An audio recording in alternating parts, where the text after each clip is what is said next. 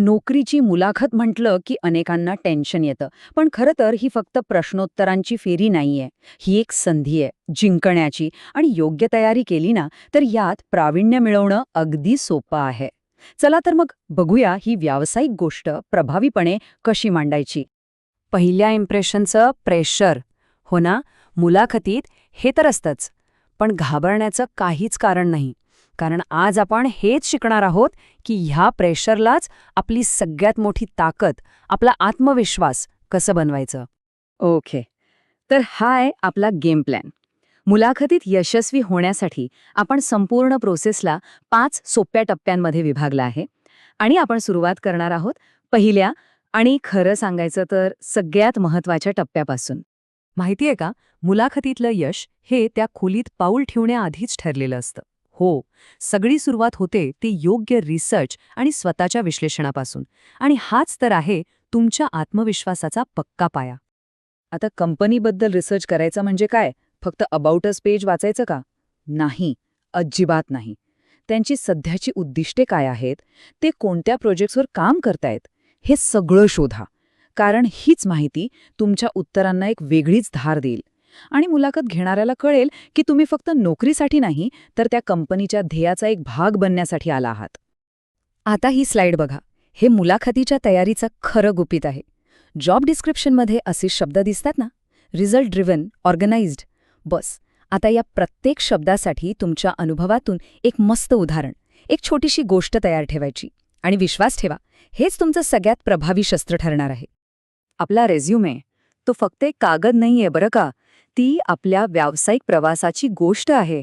आणि त्या गोष्टीचे लेखक आणि सगळ्यात मोठे तज्ज्ञ कोण? तर आपण स्वतः. त्यामुळे त्यात लिहिलेल्या प्रत्येक यशामागची कहाणी विस्ताराने सांगायला एकदम तयार राहा. बरं, मानसिक तयारी तर झाली. आता जरा तुमच्या टूलकिटबद्दल बोलूया. हो, टूलकिटच. कारण मुलाखतीला जाताना सोबत काय न्यायचं हे सुद्धा तितकंच महत्त्वाचं आहे. यातूनच तुमची सिरियसनेस आणि तुमचं ऑर्गनायझेशन स्किल दिसतं. आणि ही चेकलिस्ट तेच दाखवते.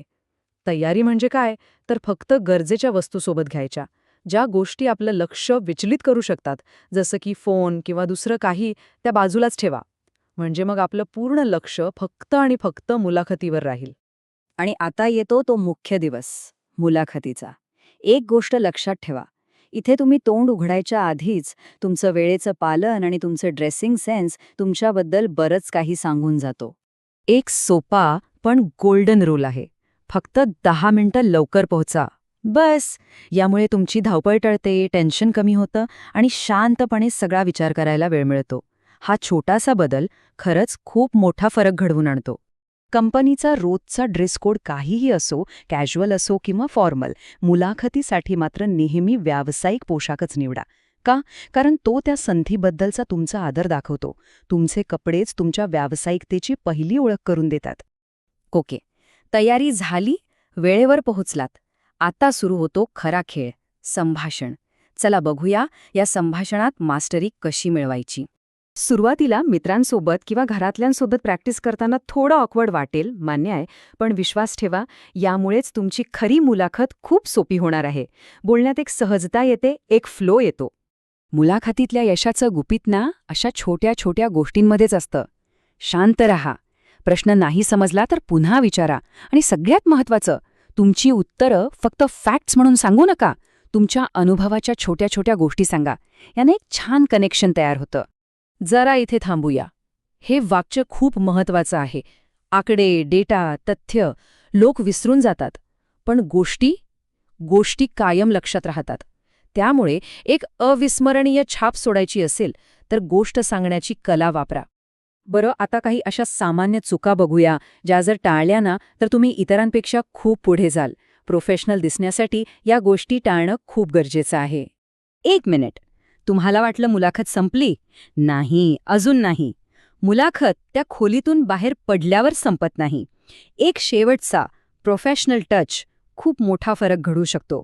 एक छोटासा पण विचारपूर्वक लिहिलेला थँक्यू ईमेल ही तुमची शेवटची आणि सगळ्यात हुशारीची खेळी ठरू शकते. यातून तुमची व्यावसायिकता तर दिसतेच, पण त्या संधीमध्ये तुम्हाला किती रस आहे हे सुद्धा स्पष्ट होतं. तर मग तुमची तयारी तर पूर्ण झालीये. आता प्रश्न हा आहे की तुमची मुलाखत कोणती गोष्ट सांगणार आहे. लक्षात ठेवा, ही परीक्षा नाहीये. ही एक संधी आहे तुमची व्यावसायिक कहाणी सांगण्याची. आणि ती कहाणी कशी असेल हे तुमची तयारीच ठरवणार आहे.